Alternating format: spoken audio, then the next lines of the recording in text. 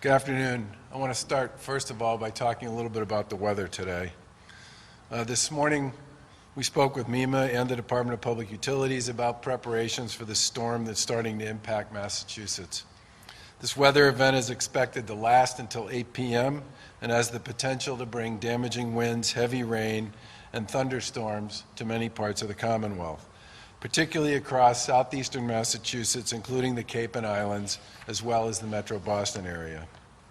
To prepare for this, our DPU has worked with the state's utility companies to stage crews around the state and call in the necessary personnel to work on power restorations once sustained winds are below 30 miles an hour and conditions to do so are safe.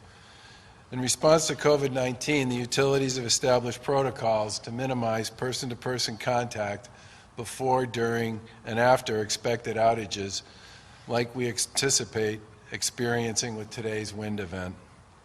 We're expecting those outages to take place as a result of downed trees, tree limbs, and power lines, and we are encouraging people to plan ahead, make sure their cell phones and other electronics are charged, sign up for alerts, and make sure you have a flashlight and an emergency kit ready. We're also working with hospitals, critical care facilities, newly created COVID-19 facilities, and the utilities to ensure continuity of service there. Our state's hospitals have multi-day backup power generation on site, and utility companies are prepared to deploy generators to critical care facilities to ensure that service is never interrupted. Folks should continue to monitor the forecast, and if you have questions, go to mass.gov/MEMA, M-E-M-A. With respect to COVID-19, Massachusetts continues to see extremely high levels of positive tests across the Commonwealth. All the data continues to indicate that the days and weeks ahead will be difficult ones. They're going to be difficult on our frontline medical workers as we expect hospitals to see more COVID patients. They're going to be difficult on our first responders, who are likely to see an uptick in emergency response calls. And this will continue to be a difficult period for people who are out of work and for everyone who's doing the right thing by staying home. This hasn't been easy, but across the state, people have stepped up, adapted to these trying times, and are doing their part to stop the spread of the disease. The command center we launched and every branch of state government is also stepping up, so Massachusetts can respond to this emergency with every possible resource. I want to give a couple of updates here. First, on mobile testing, which is a program we put in place 2 weeks ago working with the Massachusetts National Guard and the Broad Institute. This effort provides on-site testing at long-term care facilities. Last week, the program was expanded to include assisted living residences and Department of Developmental Services group homes, including Rentham and Hogan. Since we launched this initiative on March 31st, more than 3,700 on-site tests have been collected at more than 220 facilities. In addition, facilities with trained clinical staff can now conduct their own testing by ordering test kits through the state's mobile testing program. As of this weekend, another 35 facilities have made requests, and we've sent almost 4,500 tests to them to be used. We'll continue to learn and adapt our approach to support these critical facilities and the people who live and work there as we move forward. As COVID-19 continues to impact our communities statewide, some places are hit harder than others. In the last few days, our command center has been working directly with the City of Chelsea and with City Manager Tom Ambrosino. Several state agencies are ready to provide resources that they've identified. Working with partners in Mass General Hospital, we have now increased testing capacity fourfold in the Chelsea area. In partnership with the city and the Salvation Army, MEMA is implementing a food plan to increase food kits from 100 a week to 750 a week by the end of this week. There are about 35 meals in one of those food kits, so 750 kits translates into about 26,000 meals. The Mass National Guard will play a key role in providing logistical support and delivery of these products. For individuals who are homeless and who have tested positive for COVID-19 in Chelsea, the command center is helping to set up an isolation hotel. And for individuals who test positive and are unable to stay with their family due to density issues, the Command Center and MEMA have also provided technical assistance and support to both Chelsea and Revere to access isolation capacity at the Quality Inn there. MEMA is providing supplies to set up the hotel, like linens and PPE, and will begin providing food services when the hotel opens.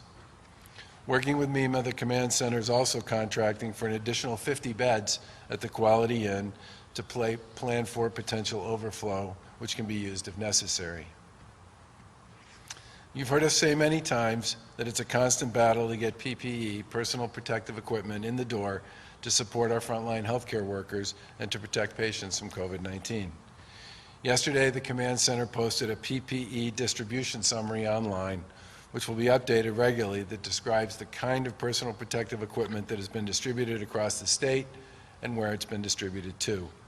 That includes over 360,000 aircraft masks, over 700,000 masks, 160,000 gowns, and almost 2 million gloves.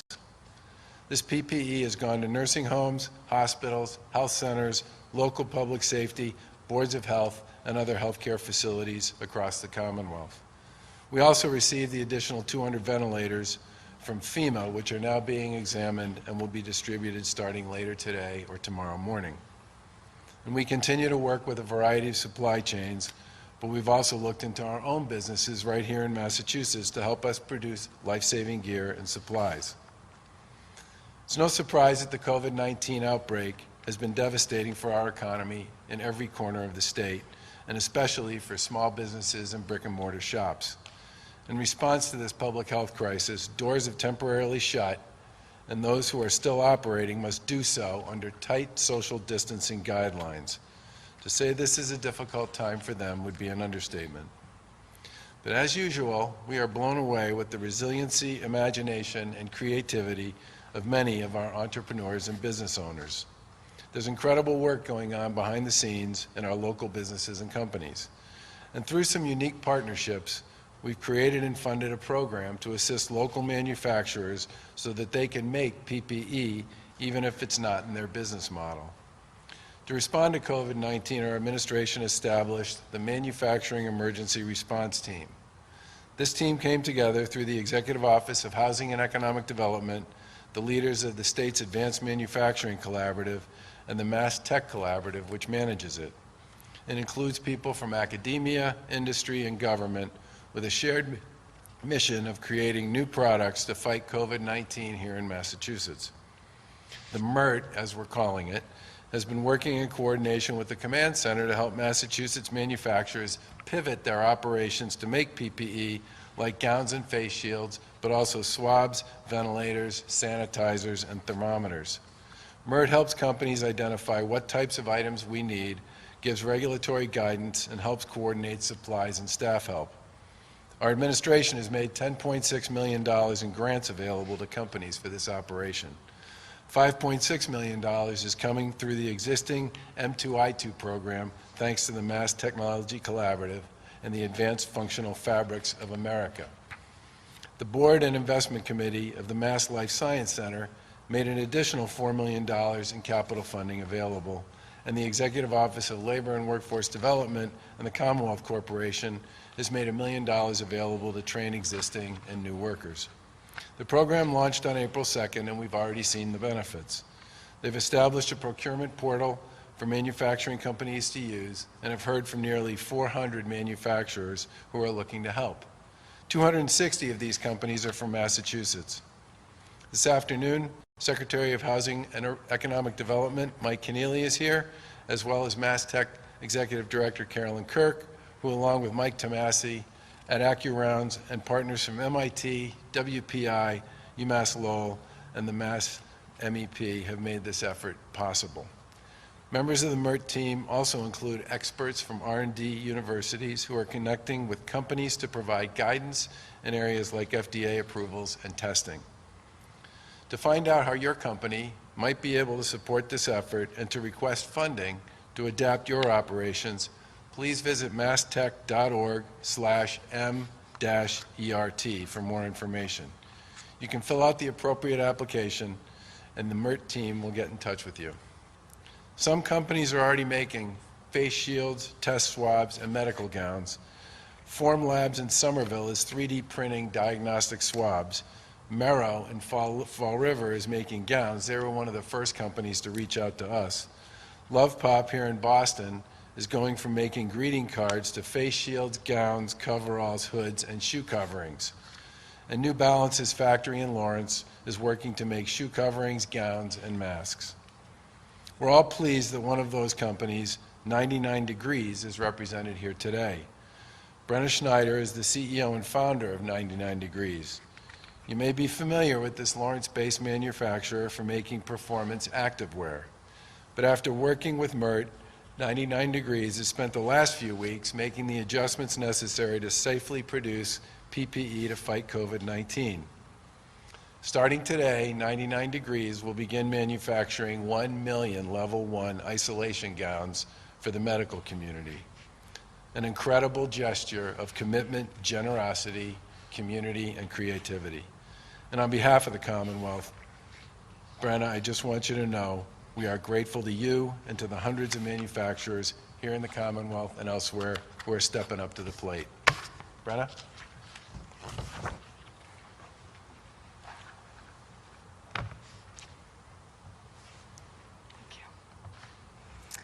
As the governor said, my name is Brenna Schneider, and I'm the founder and CEO of 99 Degrees, a U.S. performance activewear manufacturer based in Lawrence. We produce apparel for some of the world's most forward-thinking brands, and we are a team of 150.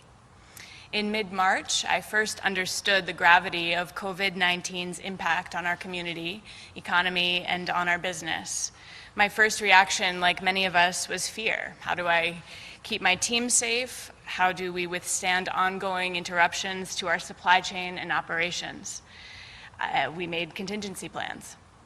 And then almost immediately, we learned that first responders and the medical community had an urgent need for critical personal protective equipment, also known as PPE.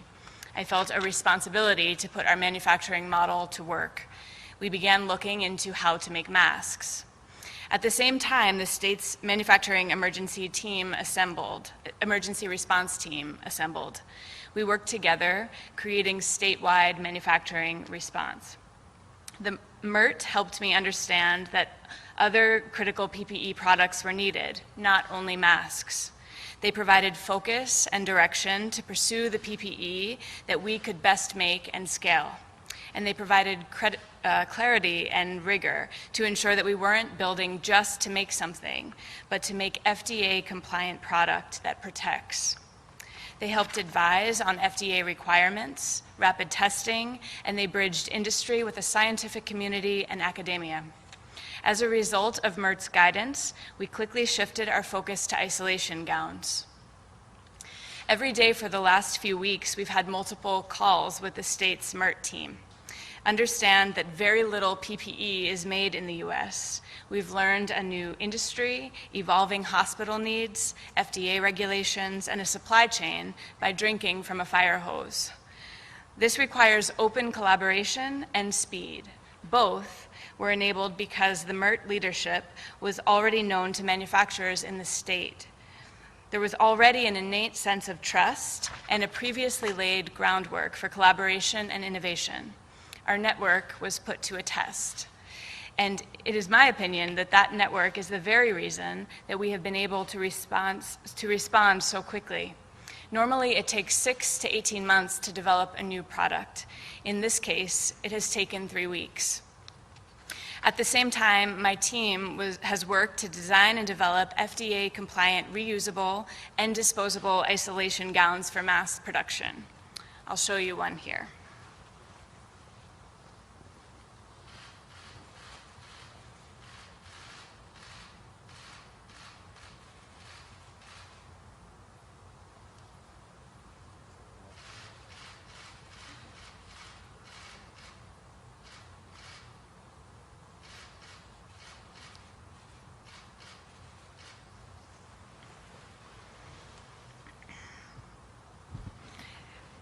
We have retooled, purchased new machines, and have prepared to manufacture. We've also, importantly, redesigned our manufacturing facility to ensure social distancing We've secured our own PPE and cleaning products and created new procedures and trainings to keep our teams safe at work. This is no small feat, and it cannot be done alone. The collaboration, even among competitors, has been one of the most inspiring and energizing parts of this response. The state not only called on its manufacturers to respond in a time of need, but has also shown commitment to supporting us.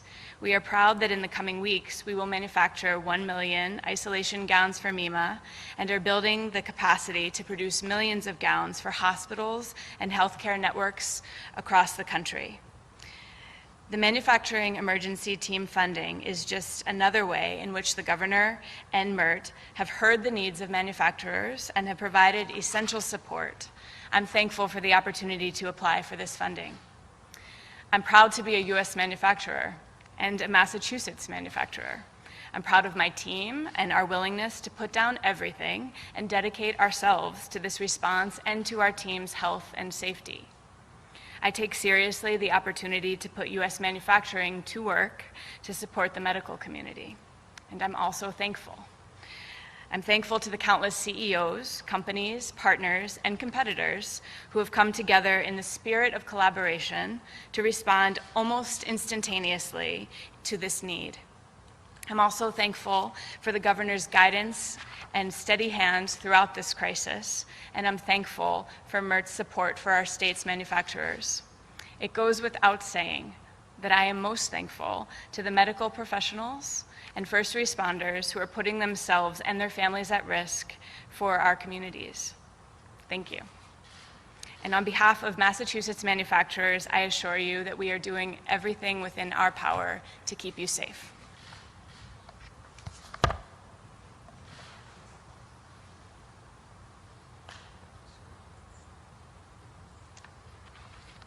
Governor, Lieutenant Governor, Secretary Keneally, Carolyn, Kirk, and Brenna. Brenna, as you know, we have been chasing personal protective equipment since the very beginning of this COVID pandemic. And one of the things that we've been most in need of, in addition to everything, has been surgical isolation gowns. And the fact that we can have Massachusetts manufacturers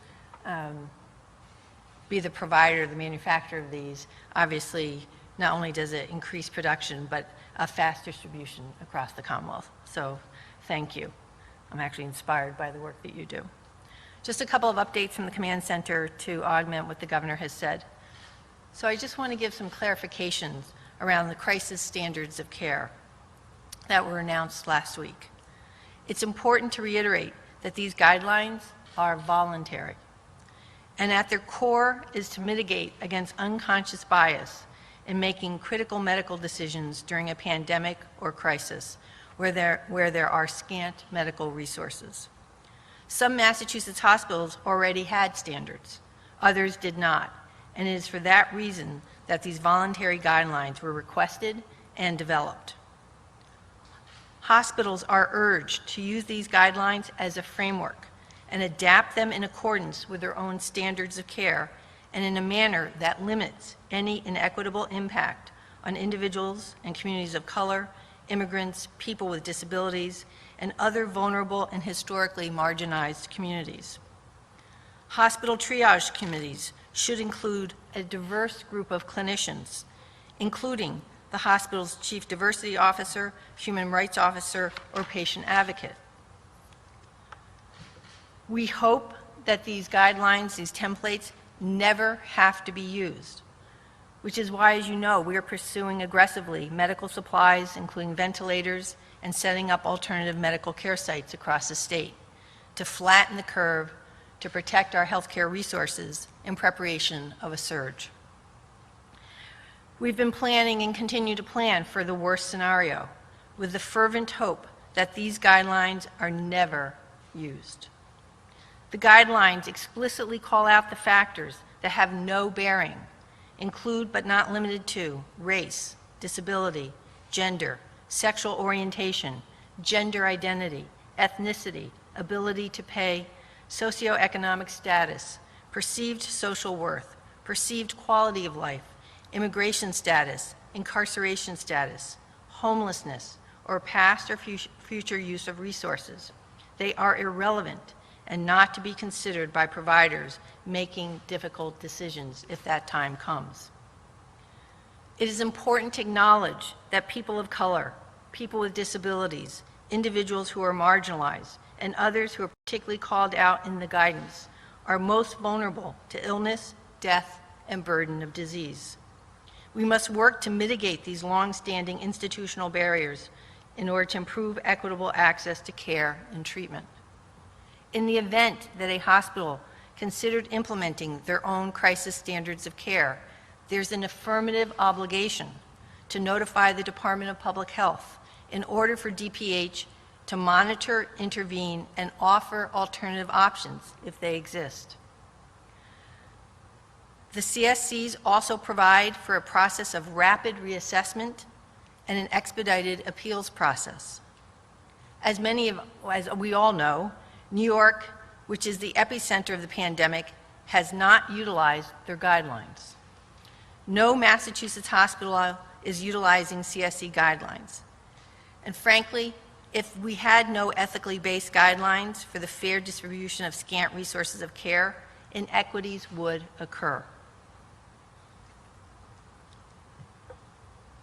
Where are we today in terms of hospital beds and alternative service centers? In addition to monitoring daily bed utilization, we continue to have frequent calls with hospitals to monitor their capacity and monitor the ASCs, otherwise known as alternative service sites or centers. The percentage of available beds is about the same as it was last Friday when the governor spoke about this. We will also regularly post on our website hospital capacity on a daily basis. Just some numbers. The Boston Hope update as of last night, the overall patient total was about 36. And at the DCU, UMass Memorial is currently caring for 10 patients. So statewide, we have approximately 50% of our hospital beds are occupied, which obviously means that nearly half are available. Clearly, there are regional differences. However, I would remind everyone that given that we are seeing more than 2,500 confirmed cases, new confirmed cases a day, we won't know the full impact of whether individuals are hospitalized until the next 7 and 10 days. So this is just the eye of the storm. Thank you. Governor? Questions? Governor, realizing that you're emphasizing the importance of staying vigilant and taking precautions to limit the spread of the virus, what kind of planning have you done, if any, to aid in the eventual reopening of the economic sectors that have been shut down? So I'm going to start by reminding everyone of what the Secretary just said, which is that we've had 2 or 3 of the highest days of positive tests that we've had since we started testing. And some of that's obviously due to the fact that we're testing a lot more people, but part of it also has to do with the fact that we have expected and anticipated that around the middle of April was going to be the worst time for us with respect to the surge. And I really want people to focus on that. And that means all the things we've talked about before with respect to wearing a face covering if you're going out or you're going to be in a place where you can't socially distance from people, continuing to engage in the appropriate hygiene that we've talked about, staying at home unless you have an essential job or an essential reason to go out, and doing everything you possibly can to stop from either getting the virus from somebody else or giving it to somebody else. But we have had conversations with a variety of folks in our economic and healthcare communities and in our public health community about what life might look like once we get past this. And we will talk about that at some point. But I really don't want people to start to think today that this is over. I want people to realize that today is the beginning of what we expect is going to be a very difficult period. That's why we were busy putting up thousands of extra beds, staffed extra beds, equipped extra beds to make sure that our healthcare system is adequately supported and able to deal with the surge. But certainly we all believe that there should be a planful process with respect to what happens next, and we're talking to people right now about what that might look like. Question for the secretary. May 4th isn't that far away for a lot of parents who have So we've said that at some point this month, we would make a decision with respect to schools, and we will.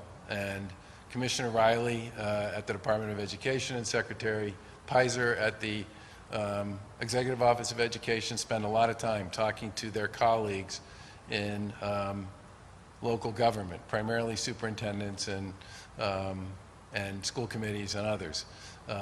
But I think we've said before that in the meantime, what the department has tried very hard to do is to work with its colleagues in local government and local education to ramp up programming and educational opportunities for kids while they're home that can be done remotely using either online services or in some cases available curriculum through public television.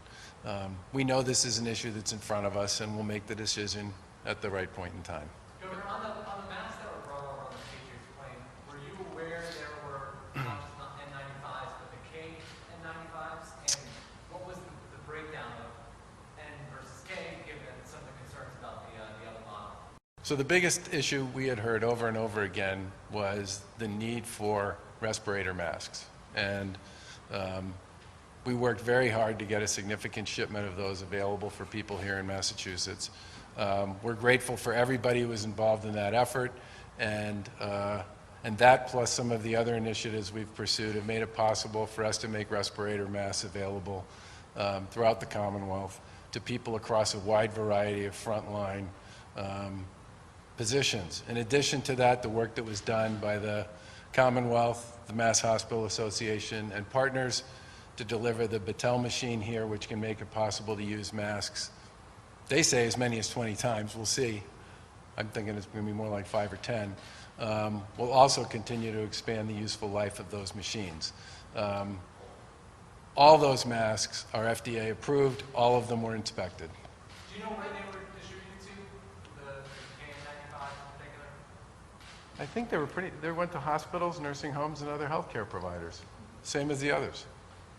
Earlier today that it's incorrect that it would be up to governor to decide essentially when their states reopen. We know he's been pushing for this May 1st date or around then. Can you respond to that or kind of explain if he says he's going to reopen the country, what will happen in Massachusetts? There's been a lot of pretty thoughtful work done by a lot of people around what some of the preconditions would be or the sort of things that should be in place for a soft opening, if you want to call it that.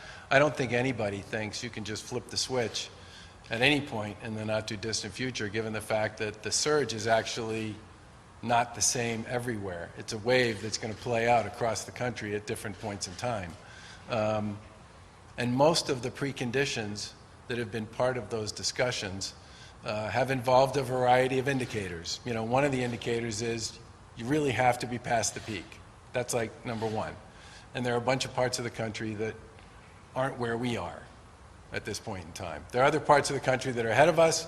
There are other parts of the country that are behind us, okay? But everybody's basically said people need to be past the peak. Number two, everybody said there needs to be some recognition of what would be designed as sort of what I would call safe standards for opening anything back up in a significant way. And that could be a function of determining what types of businesses have the ability to deliver on a wide variety of parameters and protocols around distancing and safety and all the rest. A third precondition that people have talked about is you have to get to the point where the spread is growing at less than or around 1-to-1, right? As it was growing, the spread was growing at sort of one person represents 4 more. And that was pretty much why we did all the stuff we did to put the Commonwealth and much of the rest of the country into sort of a self-induced coma so that we could actually take down the rapid nature of the spread that was occurring. Which means almost everybody who talks about this says there has to be a ton of testing going on. We've been doing a lot of testing. We're a top 10 tester on a per capita basis, but if you were to say to any of us up here, are we doing enough testing? We would say no. And if you talk to most other states, they would say the same thing. And the call we had earlier today with the Vice President, with most of the governors, was all about testing. and the fundamental notion that we need to do a lot more testing, because that's a big part of surveillance if we're going to get to the point where we can start thinking about how to make people believe that it's safe to go back to work, safe to go back to doing some things they did before and all the rest. So I think there's a sort of growing sense about what things need to be part of any process to sort of turn the corner here. And I would expect and anticipate that those things would be addressed in any kind of plan to move the country or the Commonwealth or the region forward.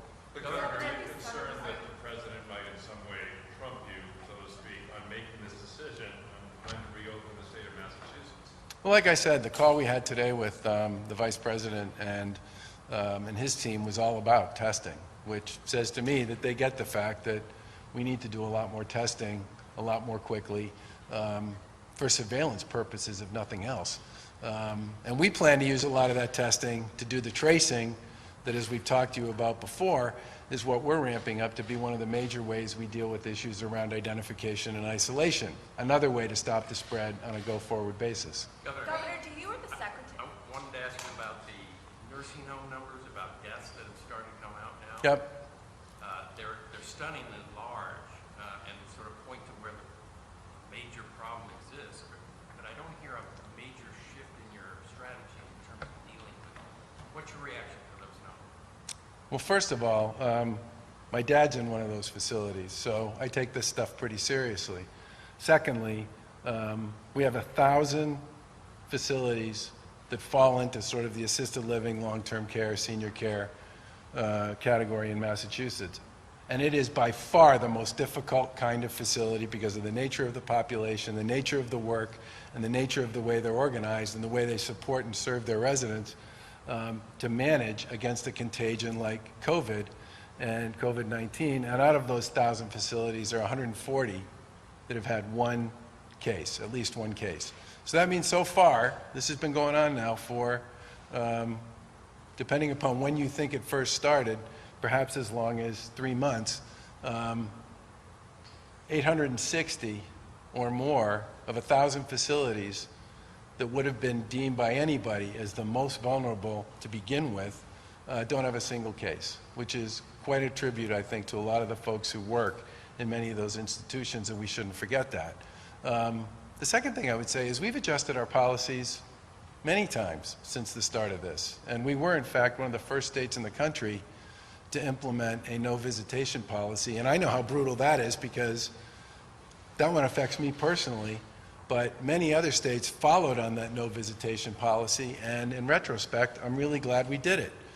Because when we put that no visitation policy in place, most people weren't talking about the fact that significant portions of the population that actually gets infected and is in fact contagious associated with COVID-19 are asymptomatic. So you could have had family members walking in and out of facilities, hugging mom and dad, engaging in the traditional moments of joy that come with that, and all that time been carriers, which would have made this situation dramatically worse than it has been so far. But we've also changed a lot of our policies, and I would like to let Secretary Sutter speak to that.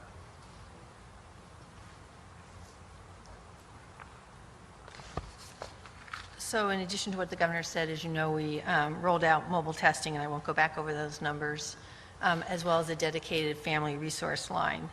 And in addition, originally we had been thinking of, well, we did, because we created the Beaumont nursing home as a COVID-19 home and moved patients who were non-COVID out of that facility into other facilities. There was a lot of concern about moving individuals from a facility that they were comfortable in.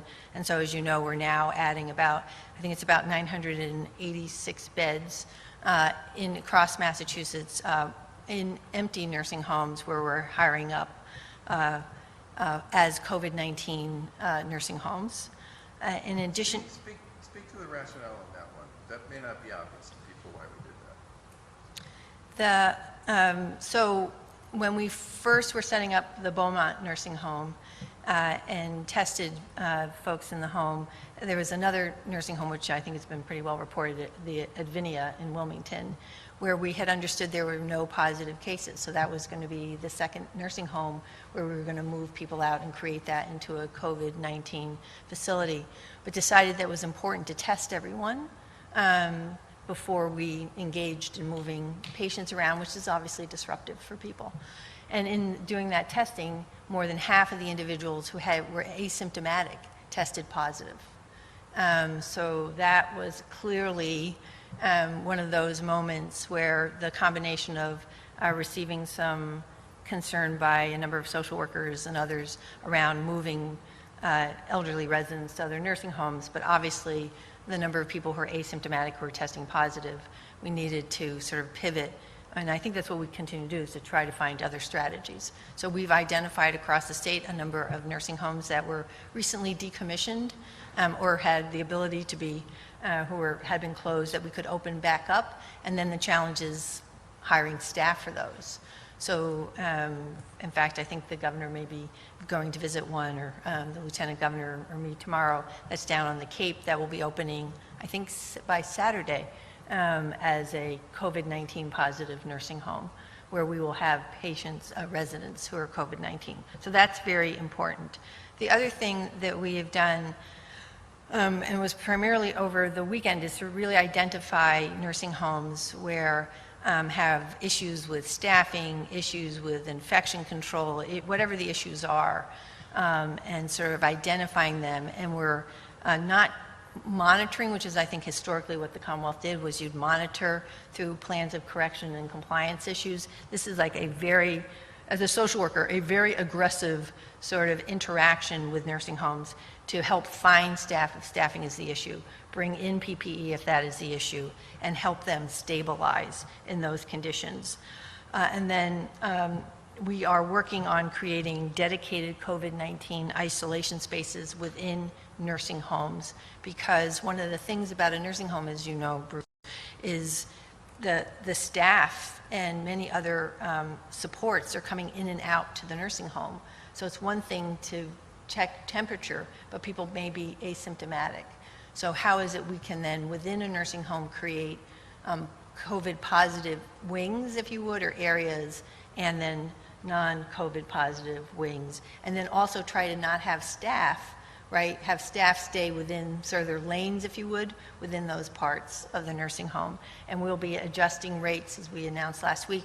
We're adjusting rates for those nursing homes that create that opportunity. As you know, we announced last week of, I think it's $50 million in nursing home rates, and then another $30 million for those nursing homes that sort of create these wings. So we continue to try to respond. We understand that individuals who are among the most vulnerable are people who are in 24/7 congregate care facilities. I just want to add one more point to this, which is there are many other states right now where nursing homes just generally have been ordered, because of lack of capacity and lack of step-down capacity, to take COVID-19 positive patients, even if they don't have any positive COVID-19 residents living in their nursing home. This is something that, from our point of view, was eye-opening and had a lot to do with why we made the decision to create explicitly COVID-19 positive skilled level nursing capacity, because we wanted those facilities to be staffed and geared and trained to serve that population, and not end up in a situation where we would be putting, because we had to, COVID-19 positive people into nursing homes where there was no COVID-19 to begin with, which then creates all the issues that the Secretary just talked about. So I actually think we've taken pretty seriously the importance of coming up with strategies to do all we can, given the circumstances associated with the population, the operating model, and the nature of that particular virus, to try to protect people to the best of our ability in senior care and congregate care facilities. Governor, how did the call go for Gavin? Did you give any advice? I think I said the first time that I talked about this that neither he nor I are very good on the phone. So, That's still true.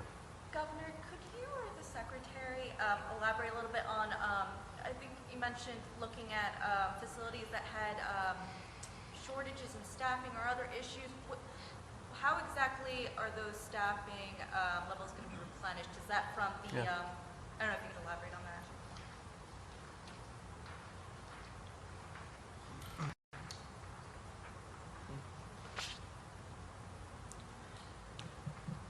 So we have been able to bring, so we have a long-term care portal that we established sometime last week specifically for individuals who want to work in long-term care. So between the long-term care portal and the portal we set up for volunteers, it has actually been successful. In addition, we have 2 contracts for nursing staff, which we've used for our homeless isolation hotels. So we've made that also available to nursing homes and the like. So, you know, it is a bit of a patch. I mean, but between the long-term care portal and then our volunteer portal through the Mass Medical Society, and then extending our nursing contracts that we've had, we've been able to provide sufficient staffing up to and including this past weekend. Have not had issues with housekeeping staff per se, but that's one of the issues. So in each of the nursing homes where we have identified a significant number of COVID positive cases, and where they have indicated they have nursing, basically it's like a SWAT team approach as to what level, what shifts, and then we put together our resources. And as you know, all the volunteers who come through the Mass Medical Society have all been quarried and sorried, and the same thing that comes through our long-term care portal. Governor, the Secretary mentioned we are currently in the eye of the storm. Can you elaborate a little bit on that, and have some of these surge projections changed at all in any way? So the great thing about models is they are always subject to change. And if you look at any of the models that are out there, all the independent models, and the beauty of the internet, by the way, is when you change your model online, the historical one is gone unless whoever it is that's looking at your model has actually made note of what your model looked like 2 weeks ago or a week ago or a month ago. And we've said from the beginning that our models are as we see it at this time, okay? And I think the most important part about models is to understand that that's all it is. It's a model, it's a projection, it's a set of assumptions that you make, especially when you're dealing with a virus like this one, which no one's ever dealt with before, where you can use some historical data from someplace else and adjust it in some way to make you think that it normalizes a bit to your particular circumstances, but you need to understand it's a model. And so what we've really done, for the most part, is build capacity around the Commonwealth to make it possible for us to deal with what we would describe as a worst-case scenario, which we certainly hope never happens. And then it just becomes a function of tracking it to see how it moves against what you anticipated was going to be the issue. And I think we believe that our original projection, which is that our original projection was we thought we were going to start surging around the 7th of April to around the 17th of April, and then we moved it to the 10th to the 20th.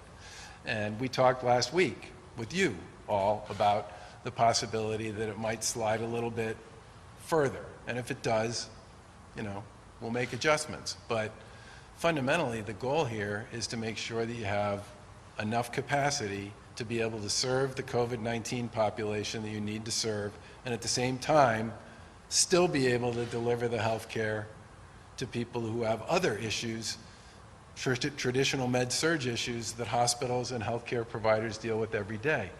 I've also said this before. If you look at what happened, especially in Italy,